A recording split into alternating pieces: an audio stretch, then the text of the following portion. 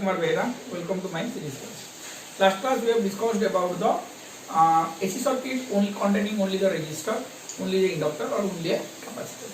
And also we have discussed about the phasor diagram, that the phase angle between them. Today we are going to discuss about RLC series circuit. RLC series circuit मतलब series circuit. ये जो circuit है RLC series circuit, यहाँ पे हम क्या करेंगे, लिखेंगे कि कब रेजिस्टर, इंडक्टर और कैपेसिटर सीरीज में होता है वहां पे उनका इम्पेडेंस क्या होता है, उनका फेज एंगल कैसे होता है और फेजर डिफरेंस, फेजर डायग्राम कैसे होता है। तो उससे पहले एक छोटा सा चीज मैं दिखा देता हूं तुमको कि इम्पेडेंस क्या होता है ना। impedance is the net opposition offered by the circuit elements, मतलब net opposition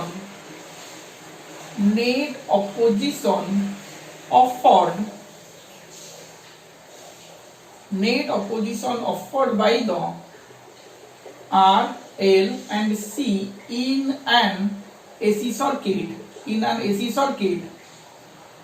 to the flow of current,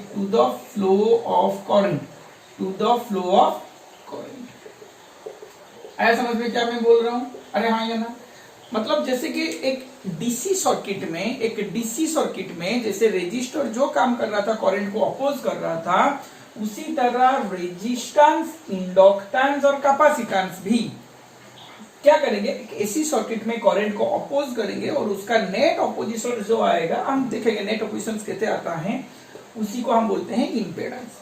उसको हम क्या बोलते हैं, इंपेडेंस। 1 बाई इंपेडेंस मतलब रेसिप्रोकल ऑफ इंपेडेंस को हम बोलते हैं एडमिटेंस। हम क्या बोलते हैं, एडमिटेंस। आया समझ में कि नहीं, क्या बोलते हैं हम, एडमिटेंस। वाह, अच्छा। ये इंपेडेंस का एसआई यूनिट क्या है, ओम है। क्या है, ओम है। और एडमिटेंस का एसआई यूनिट क्या है ना, मो या फिर ohm inverse.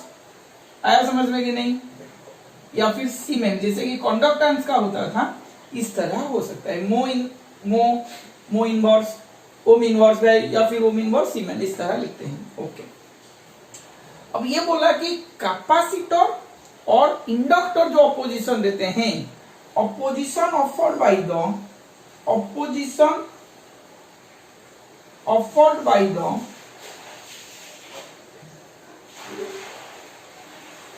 capacitor and inductor in an AC circuit to the flow of current, इसको हम क्या बोलते हैं, जो अपोजिशन मेरा कैपेसिटर और इंडक्टर देते हैं उसको हम बोलते हैं रिएक्टेंस। उसको हम क्या बोलते हैं, रिएक्टेंस। इसका भी यूनिट ओम है। जो अपोजिशन हमको कैपेसिटर और इंडक्टर देते हैं to the flow of current in an AC circuit, उसको हम बोलते हैं reactance. Okay, and it is represented by X, whereas impedance is represented by Z and admittance is represented by Y. Impedance is represented by Z and admittance is represented by Y. वाह, okay. अगर capacitor के लिए circuit में only capacitor अगर है, circuit में only capacitor है, तो उसके लिए जो रिएक्टेंस आता है उसको हम बोलते हैं कैपेसिटेटिव रिएक्टेंस। क्या बोलते हैं, कैपेसिटेटिव रिएक्टेंस। वाह, ओके। और इसको हम कैसे रिप्रेजेंट करते हैं ना, XC से। कैसे रिप्रेजेंट करते हैं, कैपिटल X सब्सक्रिप्ट में C आएगा। अगर मेरे पास ओनली इंडक्टर होता है तो इसको हम बोलते हैं इंडक्टिव रिएक्टेंस। उसको हम क्या बोलते हैं, इंडक्टिव रिएक्टेंस। उसके पास जो रिएक्टेंस होता है उसको हम क्या बोलते हैं, इंडक्टिव रिएक्टेंस। X सब्सक्रिप्ट में L। आया समझ में ना, कोई दिक्कत है यहाँ पे। इंडक्टिव रिएक्टेंस को XL, कैपेसिटेटिव रिएक्टेंस को XC, इंपेडेंस को Z, एडमिटेंस को Y। आया समझ में। तो हम ये लिख सकते हैं, हम यहाँ पे लिख सकते हैं y equal to 1 by Z y equal to 1/z। हुआ? स्क्रीन को पॉज करके सारी चीज लिख लो। अब हम डिस्कशन करेंगे आरएलसी सीरीज सर्किट। हुआ? आरएलसी सीरीज सर्किट में क्या होता है ना, resistor, inductor, capacitor are connected in series. आया समझ में कि नहीं? ये हुआ। अच्छा, रेजिस्टर का रेजिस्टेंस आर है, इंडक्टर का इंडक्टेंस एल है, यहाँ पे कैपेसिटेंस सी है। मैंने ईएमएफ कितना दिया है ना, E equal to E not sine omega T, और ये मेरा करंट आई है, ये मेरा करंट आई है। आया समझ में कि नहीं? ये मेरा करंट आई है। हुआ? ठीक है। अब इसके बाद क्या होता है, इसके बाद क्या होता है, तो इसका जो नेट ईएमएफ आएगा, सोचो जरा, यहाँ पे करंट जो आई चल रहा है, मान के चलो कि जो करंट मेरा आई चल रहा था, ध्यान से सुनना, करंट आई मेरा इधर है। आया समझ में? एक एक्सिस में करंट आई इधर मेरा है। For an AC circuit containing resistor, EMF यहाँ के पास ईएमएफ ईआर है, यहाँ के पास ईएमएफ ईएल है, और यहाँ पे ईएमएफ मेरा ईसी है। यहाँ पे मेरा ईएमएफ क्या है? ईसी है। तो ईआर और आई दोनों, मतलब तीनों पार्ट के लिए करंट सेम आएगा, अरे हाँ या ना, इसमें कोई दिक्कत आ रहा है? करंट और ईएमएफ दोनों सेम फेज में ही, तो दोनों सेम फेज में होने से इधर भी मेरा ईआर आएगा, अरे हाँ या ना। अच्छा, करंट किसके साथ? ईएल, मतलब circuit containing only an inductor के लिए EMF lead the current by an angle 90 degree. Last class हमने ये डिस्कशन किया था कि जब एक सर्किट में सिर्फ एक इंडक्टर होता है तो वहां पे करंट लीड करता है ईएमएफ लीड करता है करंट को। अरे हाँ, यहाँ पे 2-3 चीज मैं लिख लेता हूं। Phi for current and EMF, ऐसे लिख लेता हूं, एक टेबल में बना लेता हूं। यहां पे मैं लिख लेता हूं सर्किट एलिमेंट, ध्यान से सुनना, सर्किट एलिमेंट, यहां पे रेजिस्टर, यहां पे इंडक्टर, यहां पे कैपेसिटर। हुआ? ओके। जब रेजिस्टर, इंडक्टर, कैपेसिटर हुआ, यहां पे फेज डिफरेंस क्या होता है ना, 0, यहां पे -π/2, यहां पे π/2। यहां पे मैं लिख लेता हूं E and I same phase. आया समझ में कि नहीं? E and I same phase. Here E lead I, here I lead E। वाह, ये को याद रखना पड़ेगा तुम लोगों को। वाह, अच्छा ठीक है। अब दिखोगे तो इंडक्टर के लिए क्या आएगा ना, ईएमएफ लीड द करंट, तो ईएमएफ कैसे लीड करेगा भाई? इधर π/2 में, ये मेरा EL आया, ये मेरा क्या आया? EL आया। कैपेसिटेंस के लिए आई करंट लीड करेगा, ईएमएफ पीछे आएगा, मतलब इधर आएगा ईएमएफ, ये भाई मेरा EC आया। क्या मेरी बात समझ में आ रहा है? ये हुआ उसका फेजर डायग्राम। यहाँ पे current and EMF for the resistor R in same phase. Here for inductor EMF lead the current, for capacitor current leads the EMF, या फिर EMF lags behind the current. हुआ? आया समझ में ना? कोई दिक्कत है? अरे हाँ या ना। तो इसमें जो आया, अब देखो, मैं ये लिख सकता हूं भाई, मेरा आइदर मैं EL ग्रेटर देन EC ले सकता हूं, या फिर EC ग्रेटर देन EL। तुमको जो करना है मान लो, कर लो, कोई दिक्कत नहीं होगा। वाह, मैंने यहाँ पे माना कि EL ग्रेटर देन EC है, तो अगर EL, EC, ER तीनों है तो उनका नेट ईएमएफ निकालना पड़ेगा। नेट ईएमएफ कैसे निकालेंगे भाई? इधर मैं ले रहा हूं जिसका वैल्यूज है EL - EC। मैंने क्योंकि एज्यूम किया है कि EL ग्रेटर देन EC है, तो मैंने यहाँ पे लिया EL - EC।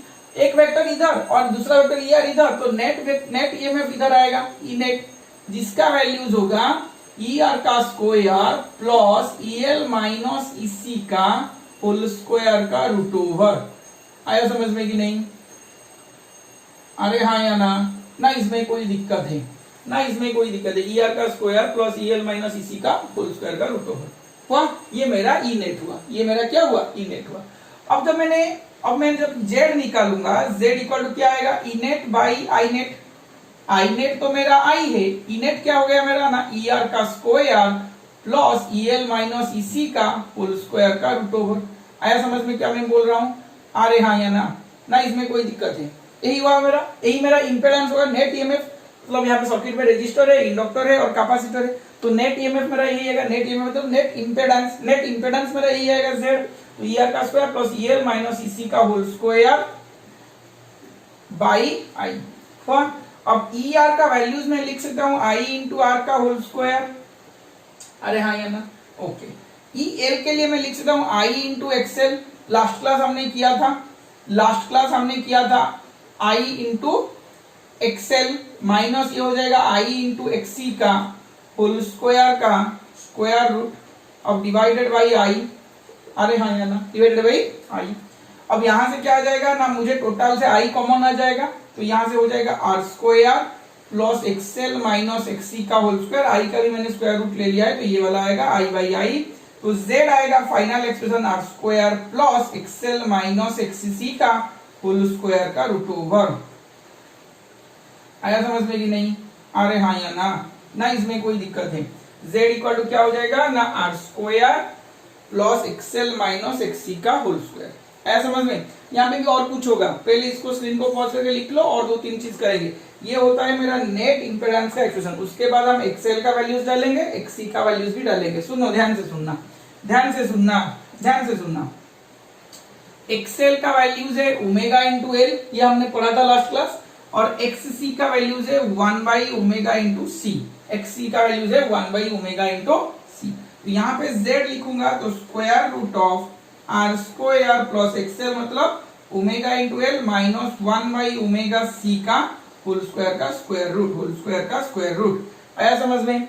अरे हाँ या ना? तो Z इक्वल टू क्या हो जाएगा, R square plus omega L minus 1 by omega C का होल स्क्वायर का square root.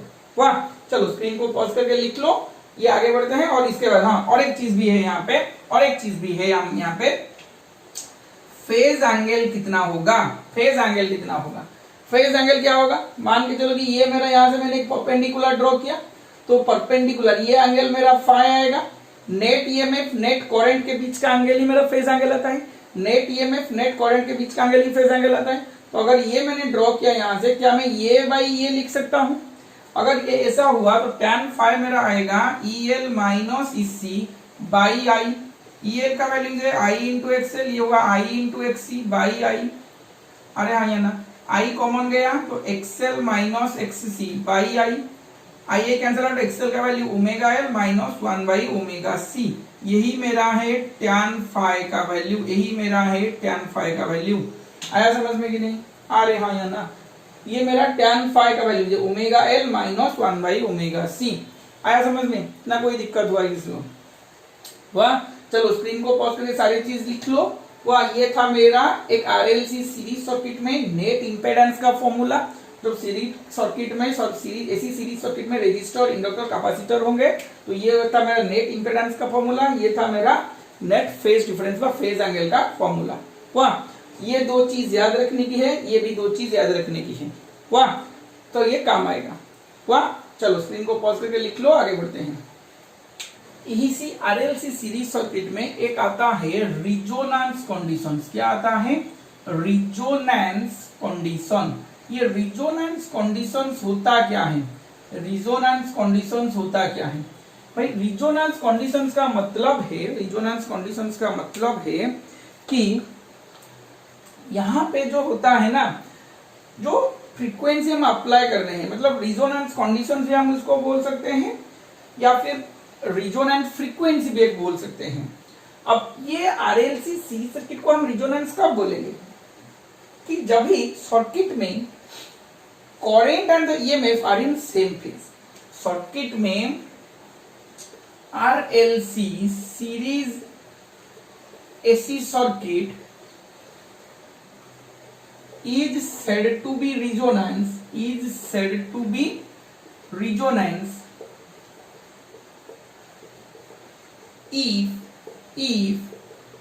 the applied frequency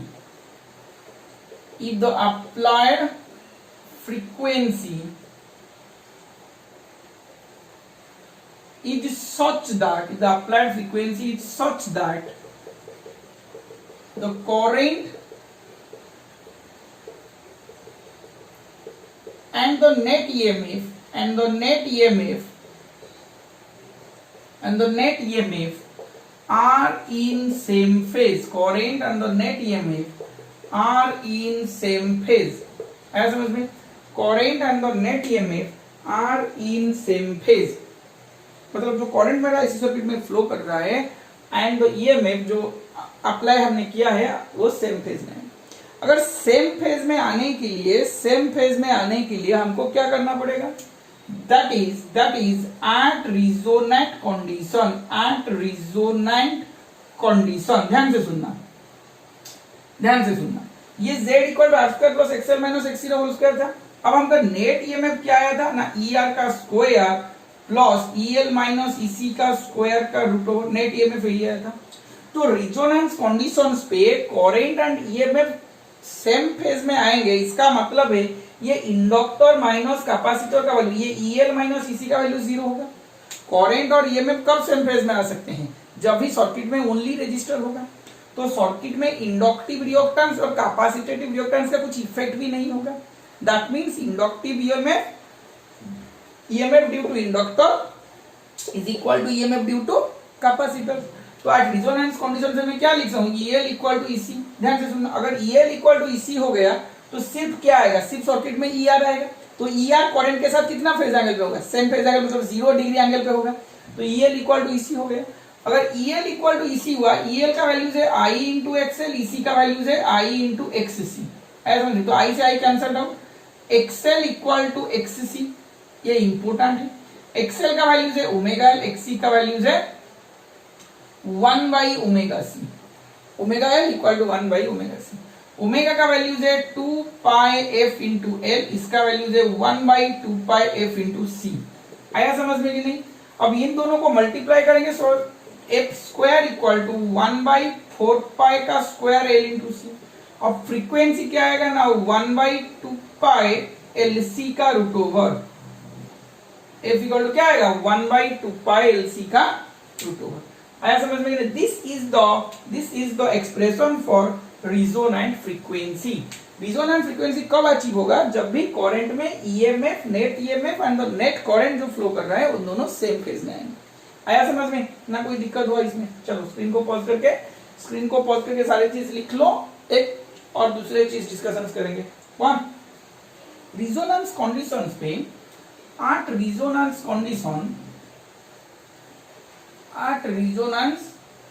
condition मेरा Z कितना आएगा? आता था क्या ना, R square plus XL minus XC का होल स्क्वायर का रूट ओवर. रिजोनेंस कंडीशन में एक्सएल इक्वल टू एक्सी हो जाता है. तो ये पार्ट तो 0 हो जाएगा. तो आर स्क्वायर का root over that is equal to R. Z equal to R. और करंट मेरा क्या हो जाएगा ना, मैक्सिमम हो जाएगा. मैक्सिमम हो जाएगा. आया समझ में? रेजिस्टेंस बाय इंपेडेंस मेरा मिनिमम हो जाएगा, करंट मेरा मैक्सिमम हो जाएगा. आया समझ में? चलो लिख लो इसको. अब डिस्कशंस करते हैं आरएल सर्किट को. मतलब एक सर्किट में सिर्फ रेजिस्टर और इंडक्टर होगा. AC circuit containing resistor and inductor in series. AC circuit containing resistor and inductor in series. तो क्या होता है? ध्यान से दिखना. अब सर्किट में मैंने क्या किया, एक रेजिस्टर कॉर्ड लगाया और एक इंडक्टर में ली गया और इसको ईएमएफ मैंने ई दिया. ई इक्वल टू क्या हो गया मेरा? ई नॉट साइन ओमेगा टी. यहाँ पे करंट मेरा आई चल रहा है, रेजिस्टर आर है, इंडक्टर एल है. यहाँ पे ईएमएफ ईएल आएगा, सॉरी यहाँ पे ईएमएफ ई आर आएगा, यहाँ पे ईएमएफ ईएल आएगा. अब आसान से तुम कर सकते हो इसका फेजर डायग्राम. भाई इस तरह का डायग्राम हुआ तो पहले बोलना कि करंट दोनों के लिए सेम है. तो करंट को मैंने एक्स एक्सिस से ले लिया. रेजिस्टर के लिए जो ईएमएफ आ रहा है E R that is in same phase with current. Inductor के लिए जो आएगा उसके लिए ईएमएफ लीड. देखो इंडक्टर में ईएमएफ लीड दो करंट, तो इधर मेरा ईएमएफ लीड दो करंट, ये हो गया आई. आया समझ में? ईएल ई आर, तो यहां से मुझे क्या मिलेगा, ये भाई मेरा नेट मिलेगा, ई नेट जिसका वैल्यूज है ई आर का स्क्वायर प्लस ई एल का स्क्वायर का रूट ओवर। आया समझ में कि नहीं, ई आर का स्क्वायर प्लस ई एल का स्क्वायर का रूट ओवर। आया समझ में। अब z जो मुझे मिलेगा ये मुझे मिलेगा ई बाई आई, z जो मुझे क्या मिलेगा ई बाई आई। ई क्या है मेरा मतलब E net by I net, E net by I net. तो ई नेट क्या हो गया ना, ई आर का स्क्वायर प्लस ई एल का स्क्वायर का root divided by I. E R का वैल्यूज क्या है, यहां पे मैं छोटी चीज लिख लेता हूं, ई आर मेरा है आई इंटू आर, ई एल मेरा है आई इंटू एक्सएल, ई सी मेरा है आई इंटू एक्स सी। आया समझ में। और एक चीज भी मैं लिख लेता हूं, यहां पे ऊपर में लिख लेता हूं, XL equal to omega L, X C equal to 1 by omega C. ये वैल्यू जरा याद रखना, ये जरा याद रखना, ये काम आएगा सब में। वाह ओके। तो ई आर का वैल्यूज क्या आएगा, आई इंटू आर का होल स्क्वायर, ई एल मेरा है आई इंटू एक्सएल का स्क्वायर बाई आई और इसका square root.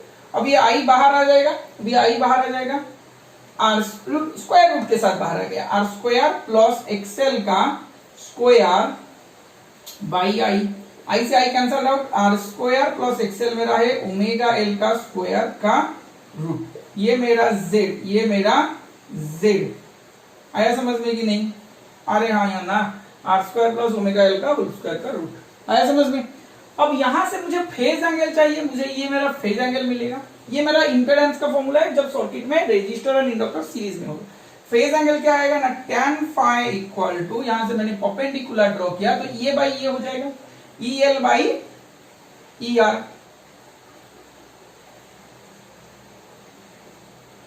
E L by E R. E L मेरा क्या आएगा, I into XL by I into R. तो tan phi equal to XL का वैल्यू है ओमेगा एल बाई आर। आया समझ में कि नहीं, ये मेरा tan phi है। आया समझ में, ये मेरा क्या है tan phi है। चलो स्क्रीन को पॉज करके लिख लो, आगे बढ़ते हैं और एक डिस्कशन करेंगे रेजिस्टर और कैपेसिटर के बारे में। वाह, स्क्रीन को पॉज करके लिख लो। नेक्स्ट क्या डिस्कशन करेंगे, AC circuit containing resistor and capacitor, AC circuit containing resistor and capacitor in series. ध्यान से देखना। तो ये मेरा था रेजिस्टर और ये था मेरा कैपेसिटर, तो ये था मेरा ईएमएफ। आया समझ में कि नहीं, ये था मेरा ईएमएफ और यहां पे मैं EMF equal to E not sine omega T दे रहा हूं। कैपेसिटर में कैपेसिटेंस सी, रेजिस्टर में रेजिस्टेंस आर। करंट मेरा आई चल रहा है, यहाँ पे ईएमएफ ई आर, यहाँ पे ईएमएफ ईसी डेवलप हो रहा है, यहाँ पे ईएमएफ ई आर और यहाँ पे ईएमएफ ईसी डेवलप हो रहा है। आया समझ में। अब देखो इसका फेजर डायग्राम करते हैं। भाई करंट सेम है तो करंट इधर चला गया, हाँ कि नहीं, और ई आर के साथ सेम फेज में है, ई आर के साथ सेम फेज में है। आया समझ में। मगर यहाँ पे क्या होता है, कैपेसिटर में आई लीड द करंट, मतलब आई आगे रहेगा तो ये क्या नीचे आएगा, ये क्या नीचे आएगा इसी। आया समझ में कि नहीं, ये क्या नीचे आएगा, अरे हाँ है ना, तो ये नीचे आ गया। नेट ईएमएफ किधर आएगा, नेट ईएमएफ इधर आएगा, ई नेट जिसमें लिखा गया ई आर का स्क्वायर प्लस इसी का स्क्वायर रूट। आया समझ में कि नहीं, वाह, अरे हाँ या ना। अब यहाँ पे करंट कैसे करेंगे, देखो इधर Z मुझे निकालना पड़ेगा E net by I net. E net क्या है मेरा ना, ई आर का स्क्वायर प्लस इसी का square root by I. E R मतलब आई इंटू आर का होल स्क्वायर, इसी मेरा है आई इंटू एक्स सी का स्क्वायर बाई आई।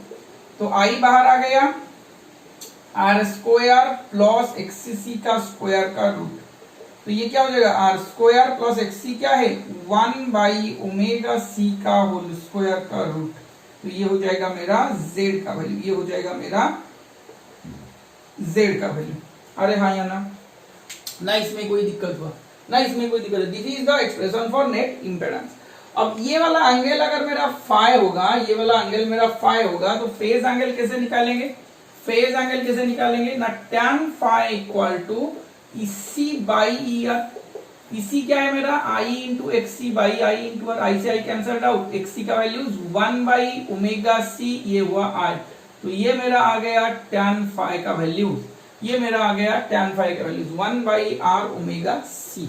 आया समझ में। यही मेरा एक्सप्रेशन था tan फाई ना, इसमें कोई दिक्कत नहीं। चलो स्क्रीन को पॉज करके सारे चीज लिख लो। दूसरा सर्किट हम डिस्कशन करेंगे जहां पे हमने देखा रजिस्टर इंडक्टर, रजिस्टर कैपेसिटर देखा, और एक डिस्कशन करेंगे जहां पे इंडक्टर और कैपेसिटर सीरीज में होंगे। वाह, चलो स्क्रीन को पॉज करके लिख लो। क्या दिखेंगे अभी ना, AC circuit containing inductor and capacitor, AC circuit containing inductor and capacitor in series, inductor और कैपेसिटर हमारे यहाँ पे सीरीज में आएगा। वाह, बहुत इजी है ये सब। तो ये मेरा इंडक्टर है और ये मेरा कैपेसिटर है। सिर्फ तुमको ये समझना है कि कौन किसको लीड कर रहा है। तो यहाँ पे मेरा ईएमएफ, एसी का ईएमएफ गया, ये है E equal to E not sine omega T. ये है मेरा कैपेसिटर C, ये है मेरा इंडक्टर L। यहाँ पे मेरा ईएमएफ चल रहा है EL, यहाँ पे मेरा ईएमएफ चल रहा है इसी, दोनों में करंट मेरा सेम चल रहा है, दैट इज I। दोनों पे करंट मेरा सेम चल रहा है, दैट इज I। अब इसका फेजर डायग्राम करते हैं। अब इसका फेजर डायग्राम, भाई करंट दोनों के लिए सेम चल रहा है I। हम यहाँ पे दिखे कि यहाँ पे जो EL था, यहाँ पे EMF लीड दो करंट, तो EMF लीड दो करंट मतलब यहाँ पे ऊपर चलेगा EMF EL, ये 90 डिग्री आ जाएगा। कैपेसिटर के लिए देखे कि भाई करंट लीड दो EMF, तो EMF पीछे चल रहा है, EMF मेरा पीछे चल रहा है, ये हुआ 90 डिग्री पे। आया समझ में? अब अगर मैं बोलूंगी phase difference between EL and EC, phase difference between EL and EC, EL और EC के बीच का फेज एंगल क्या है, तो 180 डिग्री है, क्योंकि ये और इसके बीच में फेज डिफरेंस क्या आएगा, 180 डिग्री। तो हम यहाँ पे लिख सकते हैं phase difference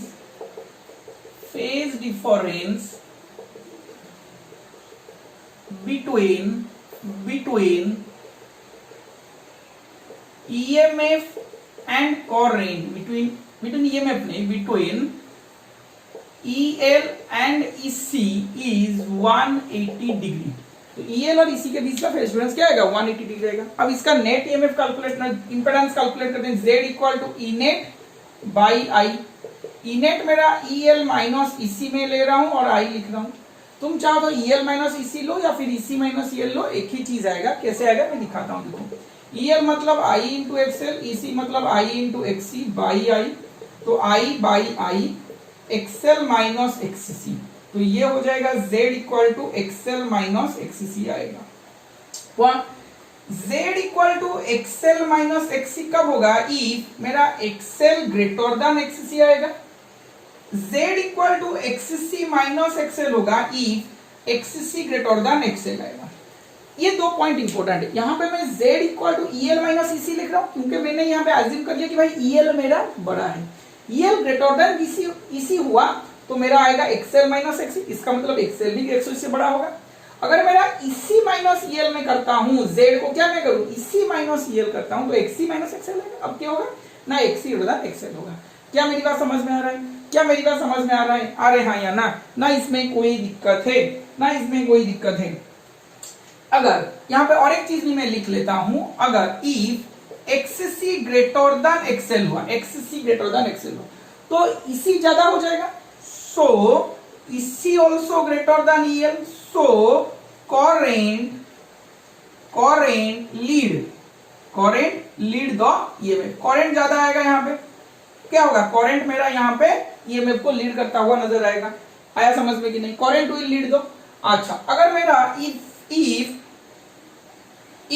XL greater than XC, so EL greater than EC आएगा। अरे हाँ ना, if XL greater than XC हुआ तो ज्यादा EMF ऊपर की तरफ आएगा, तो यहाँ पे क्या हो जाएगा, so EMF lead the current. आया समझ में कि नहीं, EMF लीड द करंट। ना इसमें कोई दिक्कत हुआ, इंडक्टर और कैपेसिटर की सीरीज सर्किट में। यहाँ पे समझ में आ रहा है, यहाँ पे फेज डिफरेंस I EL के साथ 90 डिग्री, I EC के साथ 90 डिग्री, टोटल फेज डिफरेंस जो EL और EC बना रहे हैं 180 डिग्री। आया समझ में कि नहीं, अरे हाँ कि नहीं। तुम बोलोगे सर नेट फेज एंगल क्या होगा, नेट फेज एंगल तुम इधर EL माइनस EC करोगे तो ऊपर की तरफ आएगा, वही 90 डिग्री में आएगा। नेट EMF बनोगे तो EC माइनस EL वही वाला भी क्या नीचे की तरफ 90 डिग्री में आएगा। आया समझ में? चलो स्क्रीन को पॉज करके लिख लो, आगे बढ़ते हैं। अब क्या दिखेंगे कि AC circuit containing inductor and capacitor in parallel. अब क्या दिखेंगे, अब पैरेलल में हम दिखेंगे वहां कि इंडक्टर और कैपेसिटर को हमने पैरेलल में अरेंज किया है। तो ये मेरा इंडक्टर हुआ, ये मेरा कैपेसिटर हुआ और दोनों मेरा पैरेलल में है, ये मेरा एसी सर्किट हुआ। ये हुआ E equal to E not sine omega T.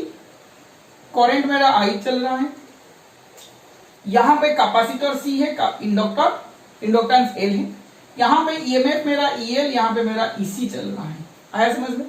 अच्छा, दोनों पैरेलल पे है, मतलब यहां पे IL चलेगा, यहां पे IC चलेगा, करंट मेरा यहां पे डिफरेंट आएगा।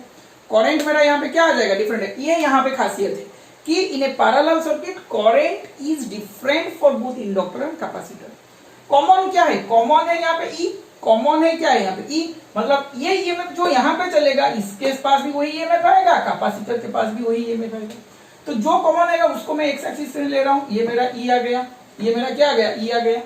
और यहाँ पे इंडक्टर के लिए सुनो ध्यान से, इंडक्टर के लिए EMF will lead the current, तो करंट नीचे आएगा, ईएमएफ लीड कर रहा है किसको? करंट को, कहां पे? इंडक्टर को, तो ईएमएफ आगे आएगा, तो ये मेरा 90 डिग्री आ गया। आया समझ में कि नहीं? अच्छा, कैपेसिटर की क्या आएगा ना, current will lead the EMF, current lead करेगा मतलब करंट इधर आएगा IC, करंट क्या आएगा? यहाँ पे आएगा IC। आया समझ में? आ रहे हाँ या ना? ना इसमें कोई दिक्कत है, ना इसमें कोई दिक्कत हुए। आया समझ में? तो यहाँ पे भी उस तरह हम लिख सकते हैं, फेज डिफरेंस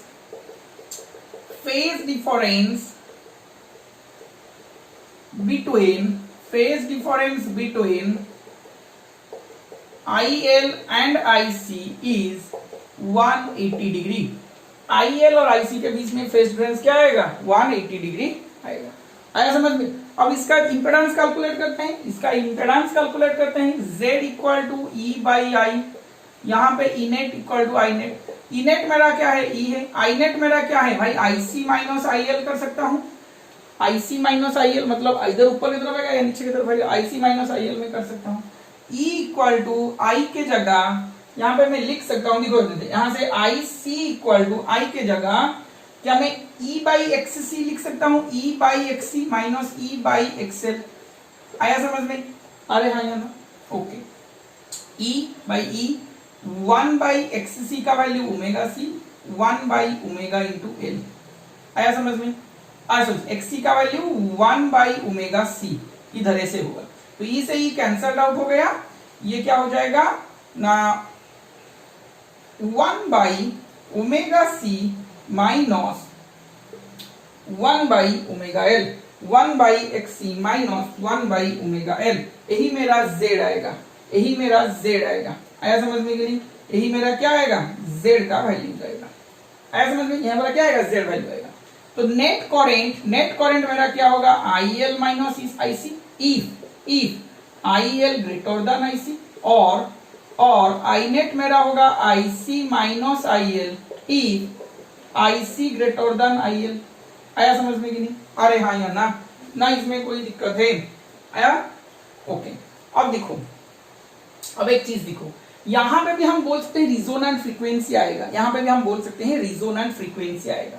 कैसे आएगा? अगर यहाँ पे जो नेट करंट आ रहा है, यहाँ पे जो नेट करंट आएगा अगर ये 0 आ जाएगा तो हम उसको बोल सकते हैं कि रिजोनेंट। मतलब यहाँ पे मैं एक और एक चीज लिख रहा हूं, यहाँ पे देखो ध्यान से, if net current is 0, so the circuit, तो द LC, इसको हम इंडक्टर कैपेसिटर को बोलते हैं LC parallel circuit, LC parallel circuit is, so the LC is called in resonant conditions। अगर यहाँ पे मेरा नेट करंट 0 आ जाता है, क्या हो जाता है? नेट करंट 0 आ जाता है, मतलब there is no phase difference between net current and EMF। अगर 0 आ जाता है तो हम इसको बोलेंगे क्या हो जाए? पैरेलल रिजोनेंट कंडीशंस में आ जाएगा। आया समझ में? आ रहे हाँ ना? नहीं आया समझ में? ओके ठीक है, स्क्रीन को पॉज करके लिख लो, ये पैरेलल रिजोनेंट कंडीशन, छोटा सा चीज डिस्कशन करके लिख लो यहाँ पे, स्क्रीन को पॉज करके।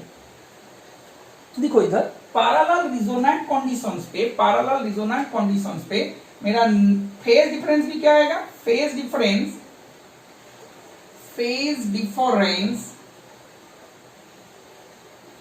between phase difference between current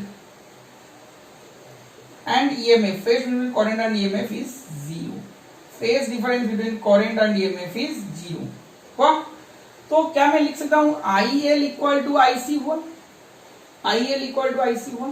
तो IL का वैल्यूज क्या है भाई, IL का वैल्यूज क्या है E by XL, E by XL, IC का values E by XC, E cancel out हो गया, तो XL इक्वल टू XC, ओमेगा into L equal to 1 by omega C, 2 pi F into L, 1 by 2 pi F into C।